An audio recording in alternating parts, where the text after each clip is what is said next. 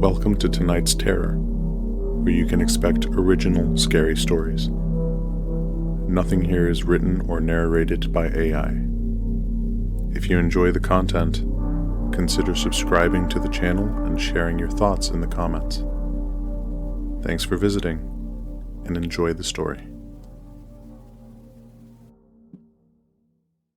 I've worked on plenty of houses, but none quite like the Spectre Mansion.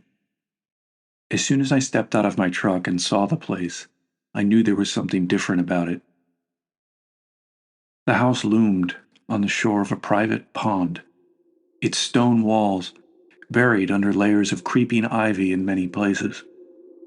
The pond itself was still, too still, reflecting the house like a ghost of its former self.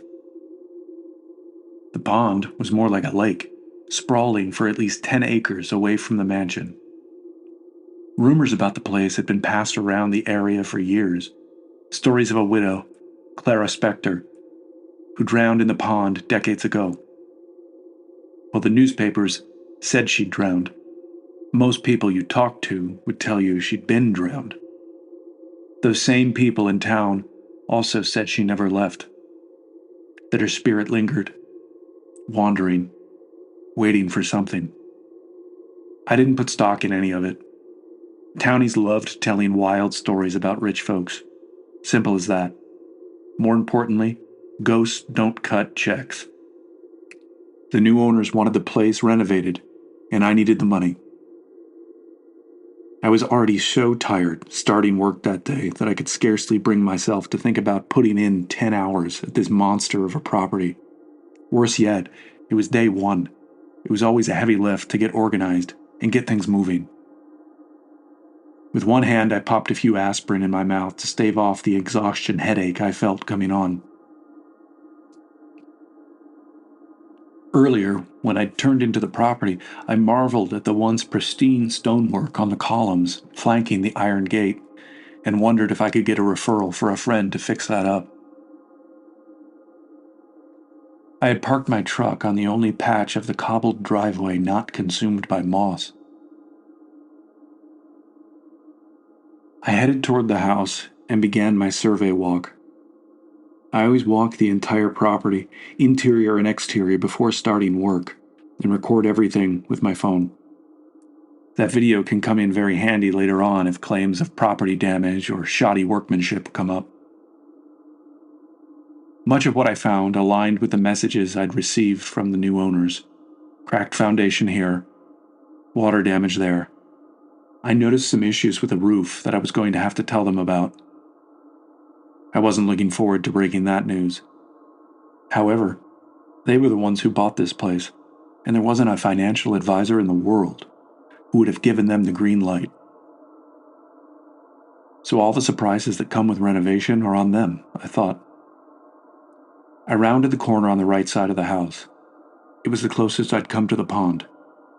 I hope these owners didn't have any ideas about swimming here. The water was beyond murky. The day was overcast, and that probably contributed to the effect, but I thought the water looked almost black. The dark sheen was broken only by the reflection of the upper floor of the house looming behind me. Studying the reflection, I was struck by how ornate the window trim was. The Spectres must have had dozens of craftsmen here for years putting this place together.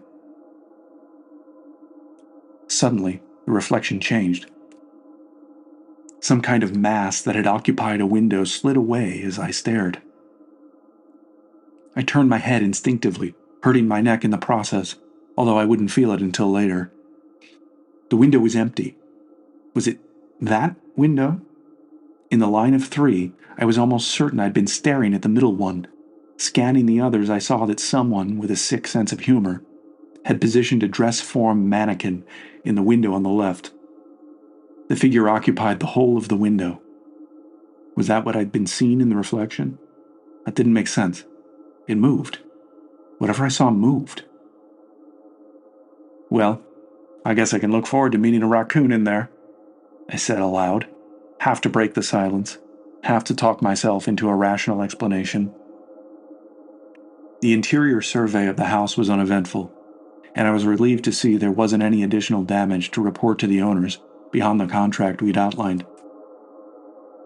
After leaving a voicemail about the roof, I unloaded my tools and got to work. I spent much of the rest of the morning making notes on what I was going to be able to handle myself and what jobs I would have to subcontract. The place wasn't falling apart the way a lot of these aging behemoths were. I'd certainly seen worse. I started work in the great room just inside the front door, tearing up floorboards to find out how much framing beneath needed to be replaced. As the day dragged on, I began to feel unsettled. Several times I tried to place the cause, but couldn't. It was when I stopped work to eat lunch that I finally made sense of it. I was sitting on the counter in the kitchen. It was probably the first time I'd stopped moving all day. In the resulting quiet, I heard water dripping, steady and pronounced. Glancing at the kitchen sink, I saw there was no leak there. I wandered around the first floor, listening. No matter what room I was in, the dripping sound was someplace else. I was exhausted by the morning's work, so I decided to give up on that mystery for the time being and made a note in my phone to tell the owners that I suspected a plumbing issue. With my phone out, I remembered my survey video and decided to review a few locations that had me slightly concerned. The video was nearly 40 minutes long, so I swiped ahead to find the sequence in the master bedroom I was looking for. As I spooled the footage ahead, the moment I'd been at the lake lit on the screen. I thought briefly and decided I was, indeed, going to give in and play paranormal investigator. I found the moment I'd been facing the pond and holding my phone at my waist. Chances were that it wouldn't have been correctly angled at the water to give me a look at the window. But it was. I moved my finger gingerly along the timeline of the video so the images moved frame by frame. I saw the line of windows, 2 occupied with mannequins and 1 empty. I exhaled, not having realized I'd been holding my breath. "There you go. Nothing to see up there," I said aloud, and pocketed the phone. Relieved that no other guys were on the site to witness this ridiculous display. Toward the end of my lunch break, I would usually get a bit despondent about heading back to work on a big job. Probably just tired from eating and hitting that 2 p.m. lull. The lethargy and crankiness turned up right on schedule. I walked up the grand staircase. Turning into the hall, I stubbed my toe on a stack of tile destined for the bathroom. I cursed and decided I'd use this as an excuse to sit down a bit longer before getting back to work. As I sat, I brooded. Why do these people even need a place like this? The scale is absurd. You have a 4-car garage, and how many damn rooms do you need for sewing? I paused. No. 1. There was 1 room for sewing. There was 1 mannequin. But I'd just seen 2 on the video. I scrambled to pull my phone from my jeans, but couldn't get it free because I was sitting down. I leapt up and got the phone in my hand. Just before unlocking it, I suddenly became aware of where I was standing. Ahead of me was the door to the room with the second dress form mannequin. Or maybe there wasn't anything in that room.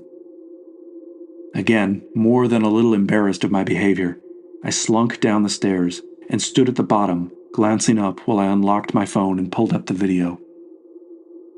I took a deep breath and considered stopping this now.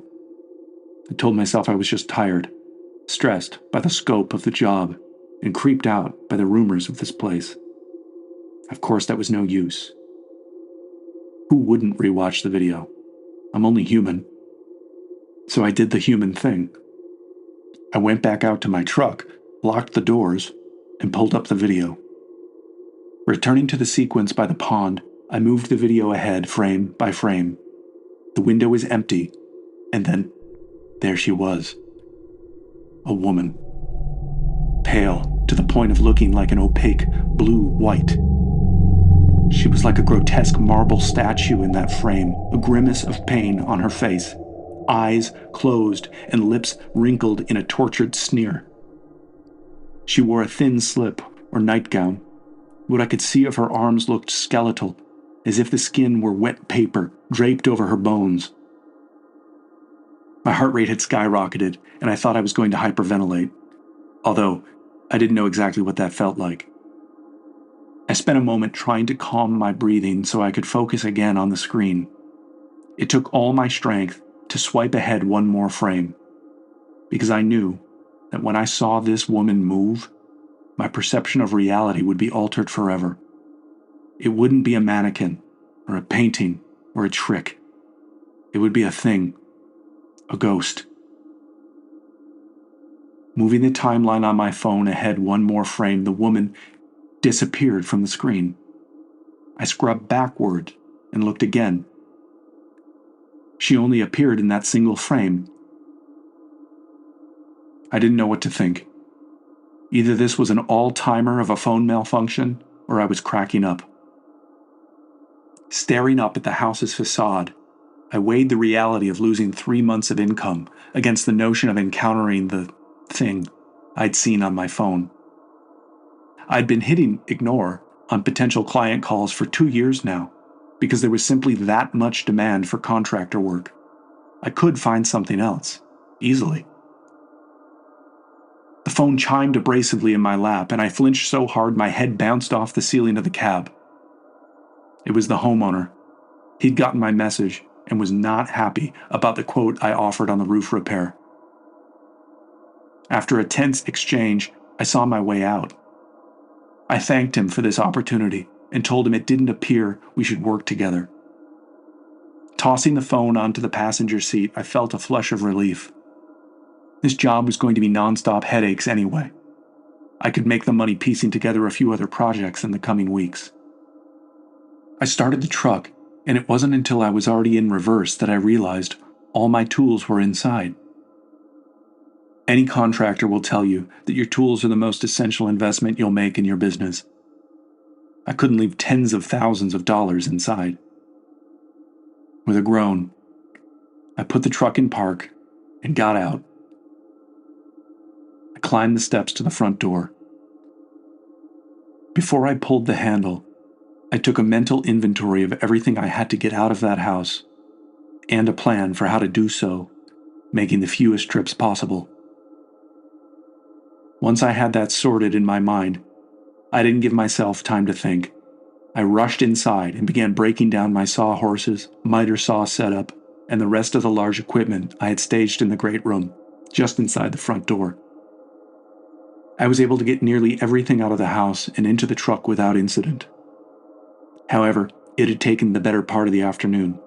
The sun was behind the house now, setting rapidly over the pond. The temperature was dropping fast.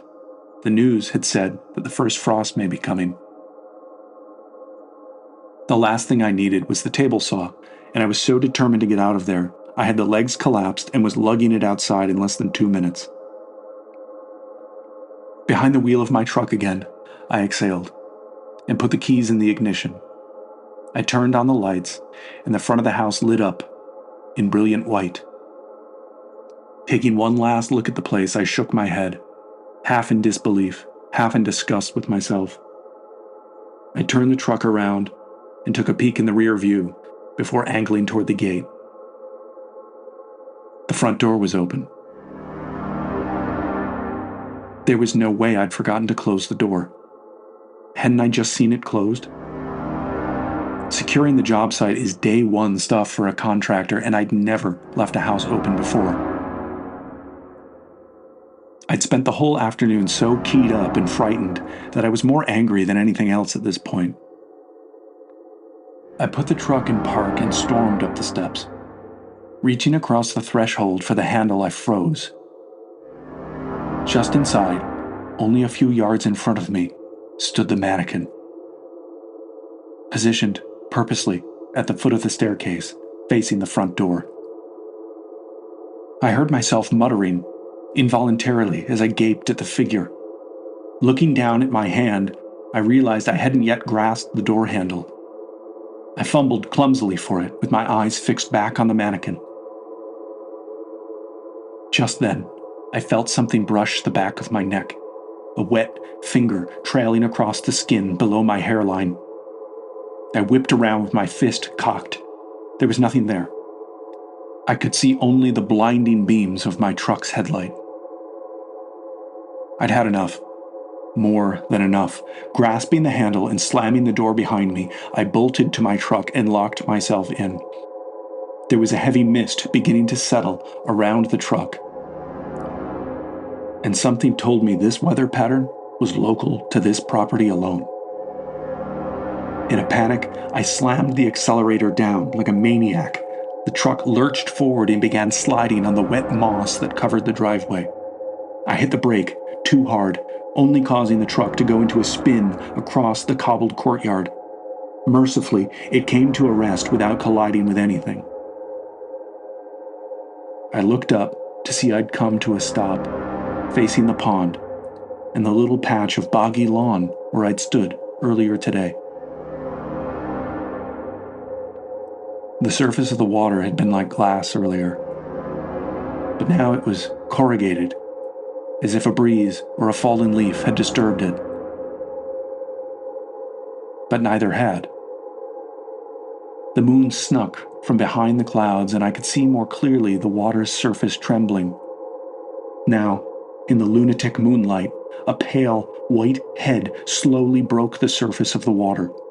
It rose ceaselessly as the rest of the figure emerged and stood in the shallow, black water. The woman I'd seen in the window now stood in the pond in a rictus pose, horribly decomposed and horribly real. She stared ahead, looking straight at me as I sat in the darkened cab of the truck. I only saw it take one step forward. I ripped my attention from the pond and put the truck in reverse. This time, somehow, I forced myself to back out slowly. The tires gripped the slick surface and I pulled out of the gate. I didn't look in the rearview mirror a single time. Once I was on the road, I floored it, tearing down the highway at top speed. If someone had been watching, they'd have seen a grown man speeding down the road in his work truck, screaming and rocking wildly in the driver's seat. Finally, stealing a glance behind the truck, I saw no figure, no apparition, not even a set of headlights. I was alone. I burst into hysterical laughter, beginning to unravel after the madness of the last few hours. I sat a long time in my driveway when I reached home. Staring at the center of the steering wheel, I kept telling myself it was over. It was over. It was over. I have never told anyone in my personal life this story. That would be handing one more bit of my sanity over to the Spectre Mansion, surrendering the last piece of the version of me I was before it happened, before I saw her.